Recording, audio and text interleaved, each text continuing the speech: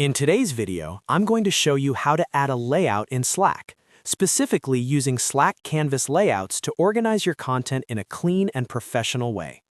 If you're working with documentation, internal guides, onboarding notes, or shared team information, layouts in Slack can make everything easier to read and manage. This is a simple feature, but it's incredibly powerful once you know where to find it and how to use it properly.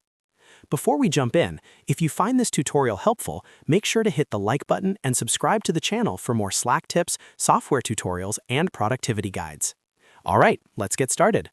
First, open Slack and make sure you're logged into the workspace where you want to add a layout. From the left-hand sidebar or the relevant channel, navigate to a canvas. This could be a channel canvas or a standalone canvas that you're using for documentation.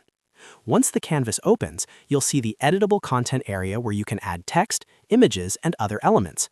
This is where layouts come into play. Next, look for the layout options inside the Canvas editor. Near the formatting tools, click on Layouts. This will open a set of layout choices that Slack provides to help you structure your content visually. Layouts are especially useful when you want to display multiple sections side by side instead of stacking everything vertically.